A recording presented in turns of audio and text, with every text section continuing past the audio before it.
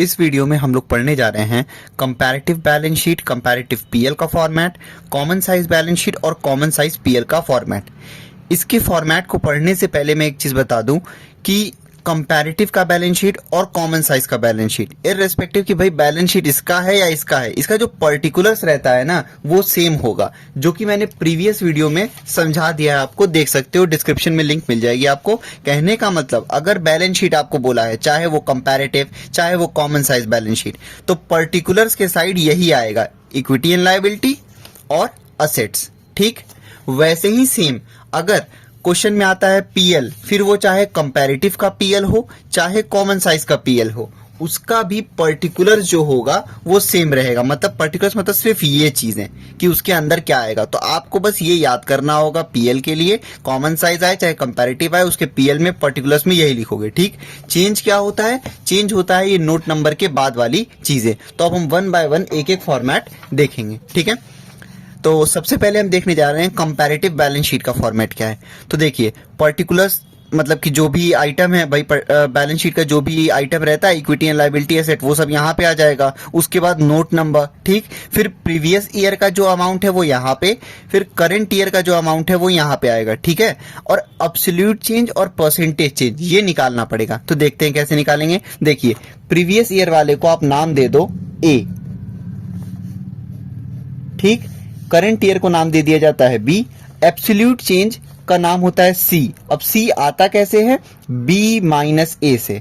ठीक है, मतलब कि current year amount minus previous year amount. उसके बाद है परसेंटेज चेंज। परसेंटेज चेंज को लिखते हैं हम डी।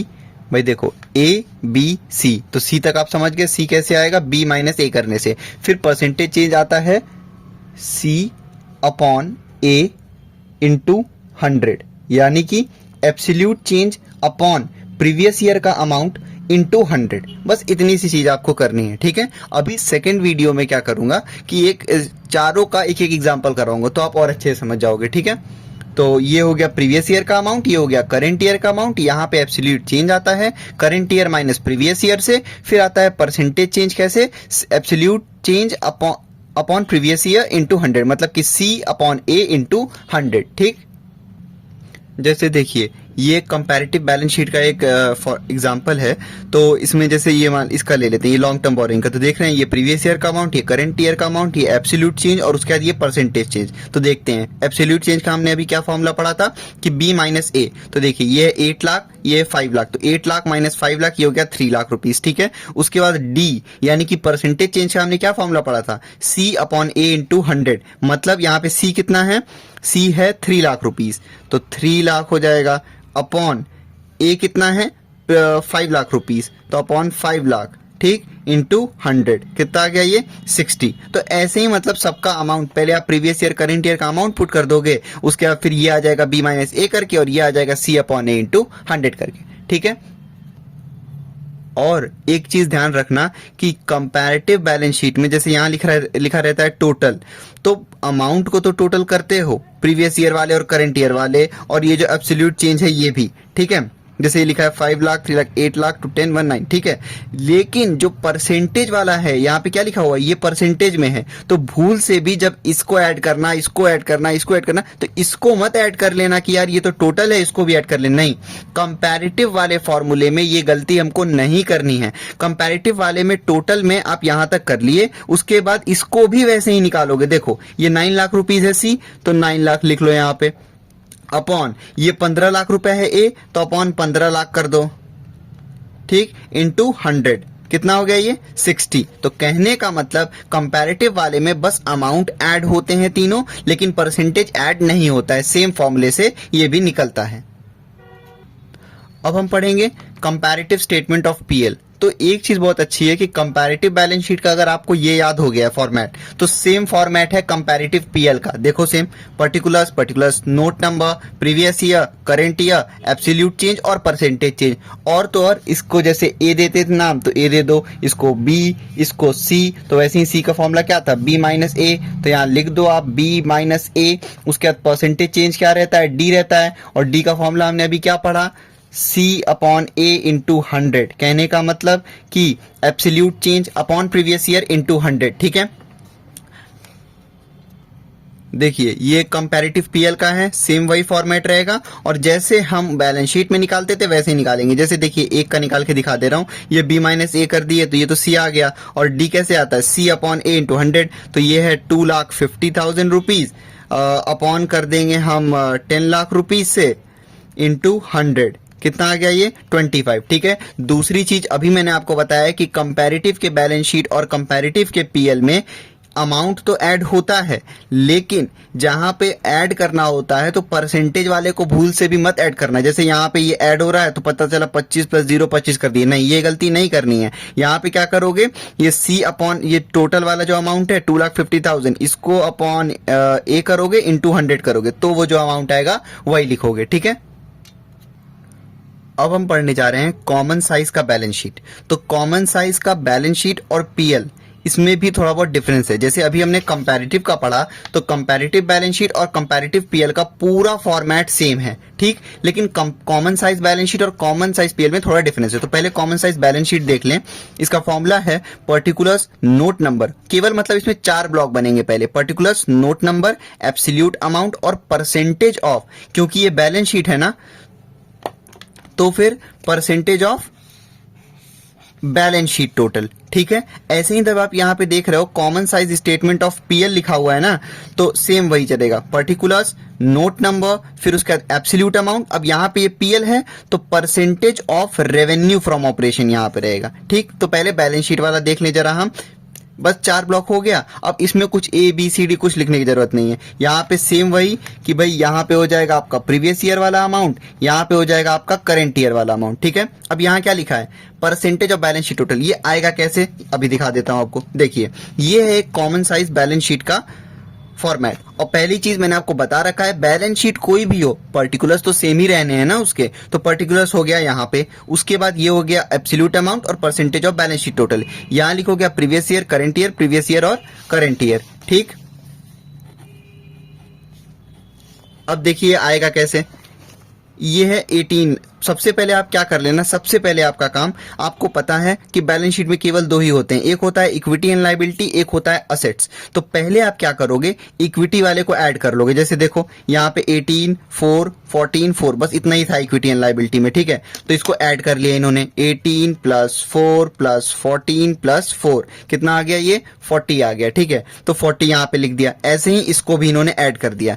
तो पहला काम आपका यहाँ पे रहेगा कि एब्सोल्यूट अमाउंट को कॉमन साइज में ऐड करना, कर लिया आप। अब परसेंटेज पहले क्यों कह रहा हूं ऐड करने के लिए, क्योंकि यार जब कंपैरेटिव वाला करते थे हम तो सीधे उसमें क्या करते थे, b - a कर देते थे, c आ जाता था और d आता था c अपॉन a इंटू 100 से। लेकिन यहां थोड़ा केस डिफरेंट है, आपने ऐड कर लिया।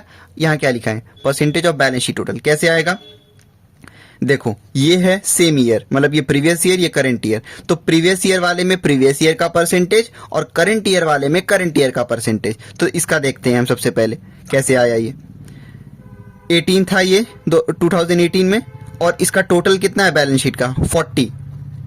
और बैलेंस शीट के टोटल से मतलब है इक्विटी वाले सेक्शन में इक्विटी का टोटल और असेट वाले सेक्शन में असेट का टोटल। जैसे देखिए यहाँ पे ये एसेट था तो एसेट का यहाँ पे टोटल है, तो उसकी मदद से निकाले होंगे यहाँ पे।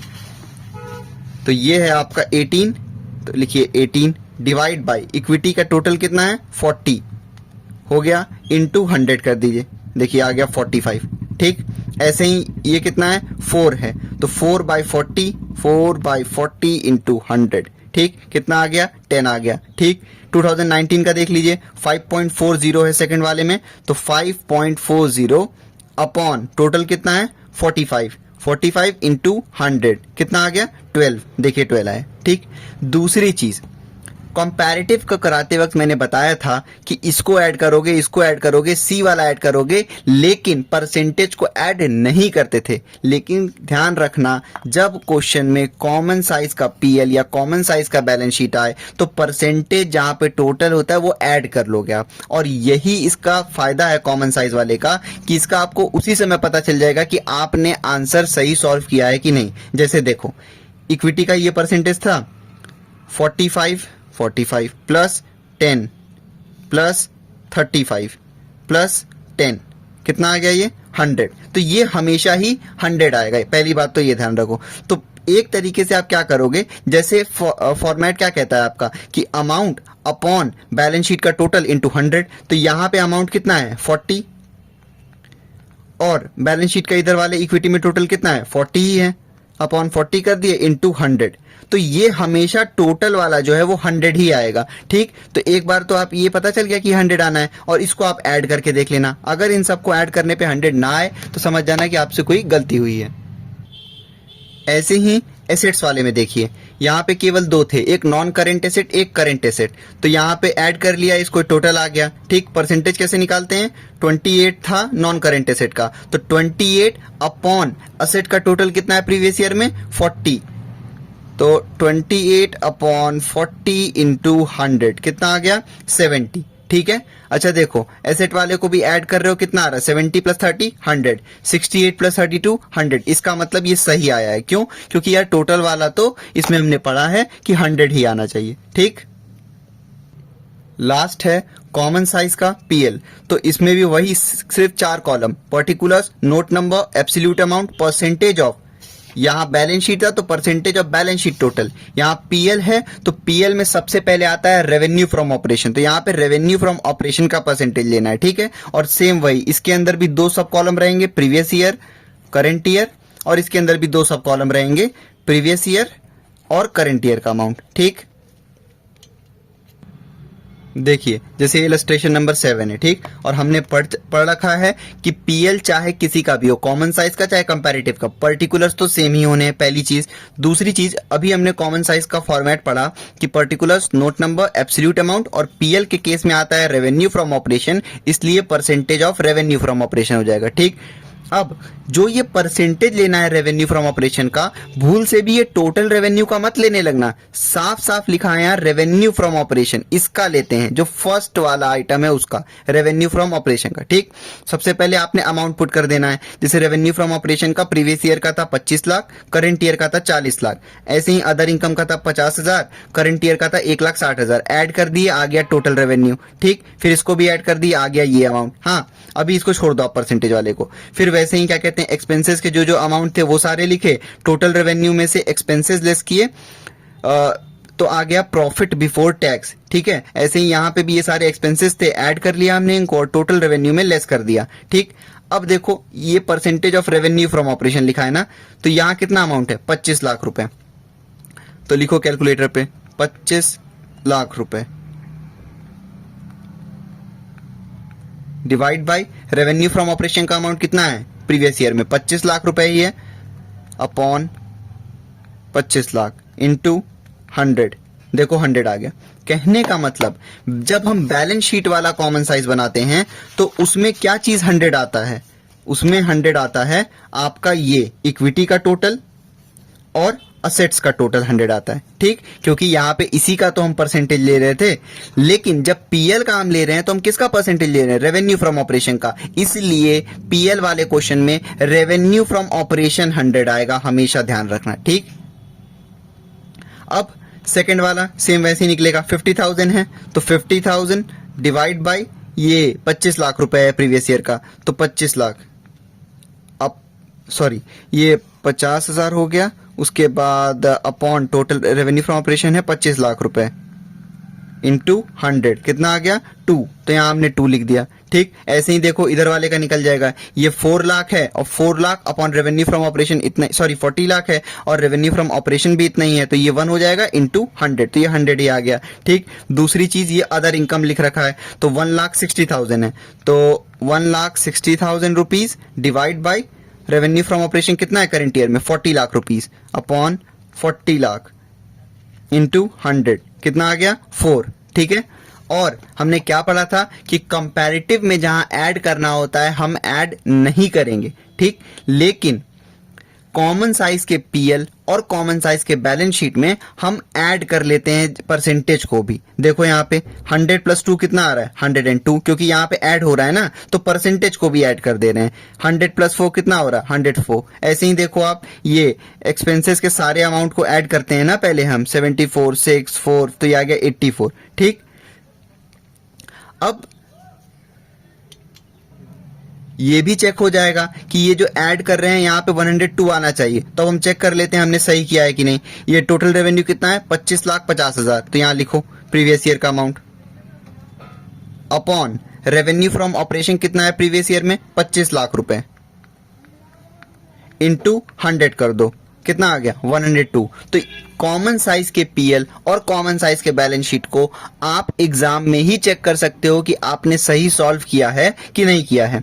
ऐड करने पे भी 102 आना चाहिए और इसको 25,50,000 upon revenue from operation into 100 करने पे भी यही चीज आना चाहिए। सेम ऐसे ही करंट ईयर में है 41,60,000 रुपीज, इसको आप डिवाइड करोगे करंट ईयर के सेल्स से तो है 40 लाख रुपीज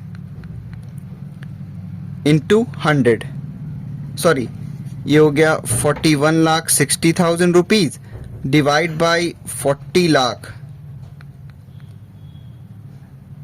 इंटू 100, ये हो गया 104। ठीक है, तो ऐड करने पे भी वही आया और सॉल्व करने पे भी वही आया। सेम ऐसे ही है कि एक्सपेंसेस को सबको ऐड किए तो यहाँ इतना अमाउंट आया और एक्सपेंसेस के परसेंटेज को भी ऐड किए तो देखो ये इतना आया 74 + 6 80, 80 + 4 84 आ रहा है ना। तो इसको भी आप चाहे तो देख लो।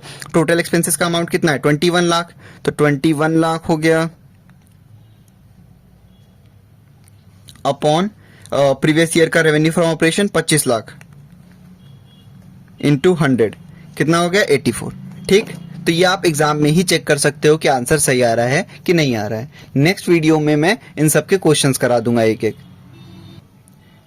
एक बार क्विक रिकैप ले लेते हैं। कंपैरेटिव बैलेंस शीट था और कंपैरेटिव पीएल, इसका इन दोनों का फॉर्मेट बिल्कुल ही सेम है। Particulars, note number, previous year, current year, absolute change और परसेंटेज चेंज। इसको ए बी सी डी, सी आता है बी माइनस ए से। और ध्यान रखना गलती से भी अगर आपने करंट ईयर इधर कर दिया, प्रीवियस ईयर इधर कर दिया आंसर में, तो फिर आपका पूरा आंसर ही गलत आ जाएगा, क्योंकि हम यहाँ लेते हैं बी माइनस ए, मतलब कि current year minus previous year. तो इन सब चीजों को माइंड में ध्यान रखना है कि पहले प्रीवियस ईयर का अमाउंट, पहले करंट ईयर का। भले ही क्वेश्चन में उल्टा करके दिया हो कि पहले लिख दिया होगा करंट ईयर बाद में प्रीवियस ईयर, आप वैसे मत लेना, आपको ऐसे ही लेना है। ठीक है, कि ए बी, ताकि आप जब ए बी सी डी से भी सॉल्व करो तो आपको सॉल्व हो जाए कि C is equal to B minus A, यानी कि current year minus previous year. Percentage change is equal to क्या होता है, डी इज इक्वल टू होता है absolute change upon previous year into 100। तो वैसे ही देख लो यहाँ पे सी अपॉन ए इंटू 100 हम कर रहे हैं। वैसे ही कंपैरेटिव पीएल का सेम फॉर्मेट है, ए बी और यहाँ पे current year minus previous year आ जाएगा सी, फिर परसेंटेज चेंज आ जाएगा आपका absolute change upon previous year into 100। ठीक,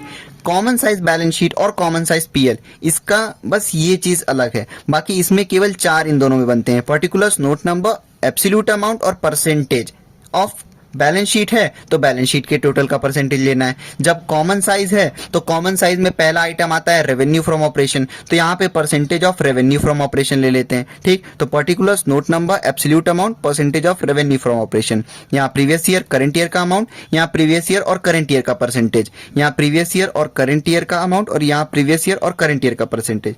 इन दोनों में परसेंटेज को ऐड नहीं करना है कंपैरेटिव वाले में। ठीक है, वहां पे हमको सॉल्व करना है जो भी हम फॉर्मूले से कर रहे हैं। ठीक, कॉमन साइज में, बैलेंस शीट में और पीएल में जहां पे ऐड या लेस हो रहा है तो वहां परसेंटेज को भी ऐड या लेस करोगे तो वही आएगा। तो ये आपका एग्जाम में भी चेक हो जाएगा कि आंसर सही है कि नहीं है।